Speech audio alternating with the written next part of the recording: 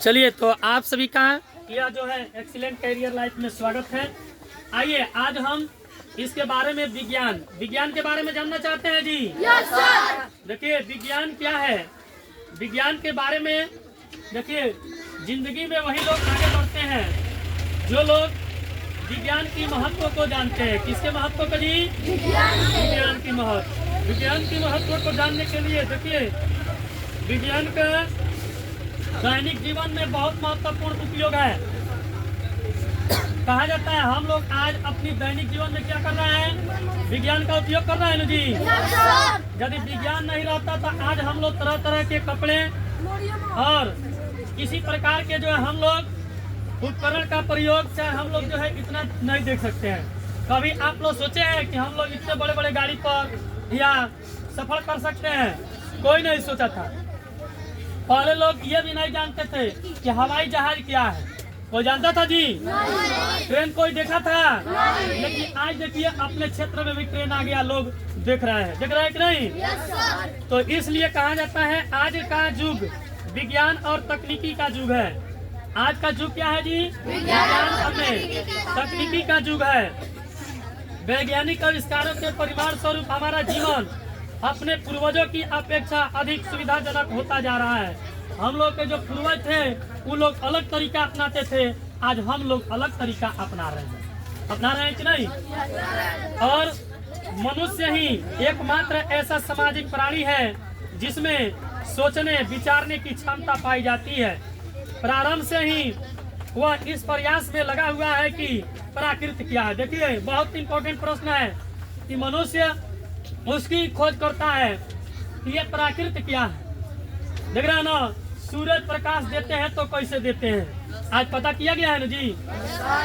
सूरज जो प्रकाश देते हैं ये कौन सी ऊर्जा का स्रोत है? नवकरणीय है। कोई आपसे पूछता है कि सूरज जो प्रकाश दे रहे हैं ये कौन सा ऊर्जा का स्रोत है जी? नवकरणीय ऊर्जा किसे कहते हैं? ये ऊर्जा जिसे उपयोग करने के बाद स्वतः उपयोग करने के बाद यानी स्वतः उत्पन्न हो जाए उसे हम लोग क्या कहते हैं? नवकरणीय।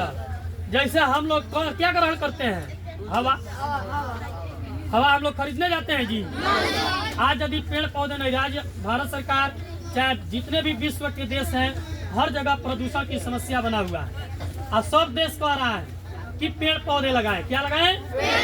यदि आप पेड़ पौधे नहीं लगाते हैं तो इतना जरूर याद रखिएगा कि आप अपने जीवन में आग सुलभ नहीं रह सकते हैं। हर एक व्यक्ति को एक पेड़ लगाना है। क्यों? क्योंकि शुद्ध ऑक्सीजन मिल सके। ऑक्सीजन प्राप्त करना है ना शुद्ध जी। शुद्ध ऑक्सीजन चाहिए तो उसके लिए हम लोग क्या चाहिए? पेड़ लगाना होगा। जब पेड़ लगाएंगे तो हम लोग को हवा शुद्ध मिलेगा। हवा क्या मिलेगा जी? शुद्ध हवा मिलेगा। और मनुष्य क्या है? एक सामाजिक प्राणी है। मनुष्य क्या है जी? एक सामाजिक प्राणी है। इसलिए देखिए प्राकृत क्या है? तो प्राकृत मनुष्य के लिए एक बहुत बड़ा जो है यह एक सुरक्षा कवच है। क्या है जी? सुरक्षा कवच। आज प्राकृत का देन है कि आज पेड़ पौधे हैं तभी ना हम लोग स्वच्छ हवा ले रहे हैं। यदि शुद्ध हवा ले रहे हैं तो ये किसका देन है? प्राकृतिक का देन है कि नहीं? और यह कैसे विकसित होते हैं? मानव ने अपनी इसी निर्धारित के कारण आरंभ से ही यानी प्राकृत को परिभाषित करने का प्रयास किया है। अपने जो है जानने की, सोचने व सुलझाने की प्रकृति के कारण उसने प्रकृति के विभिन्न जो है अंतरिक्ष जो है प्रश्न का जो है उत्तर खोजने का प्रयास किए गए हैं।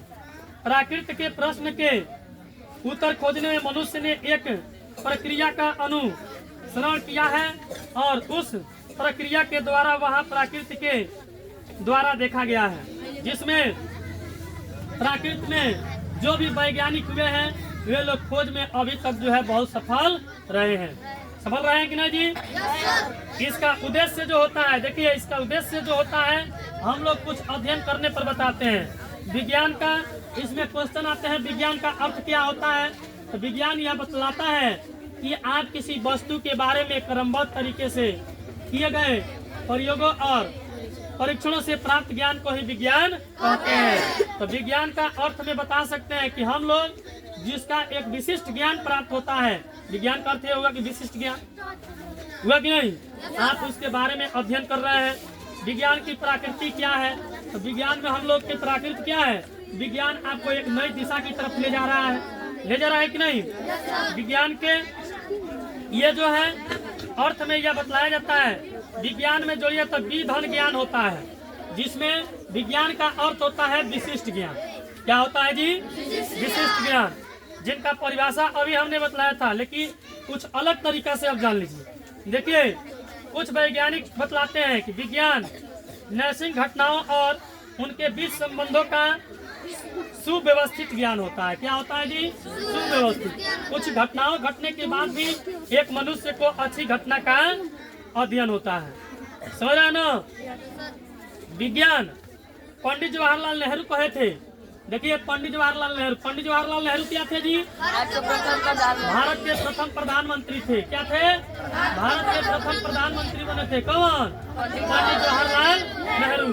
उन्होंने कहा था, विज्ञान का अर्थ केवल मात्र परखनली और कुछ बड़ा या छोटा बनाने के लिए इसको और जो है उसको मिलाना ही नहीं, आपकी वैज्ञानिक विधि अनुसरण हमारे मस्तिष्क को परीक्षण देना ही क्या है?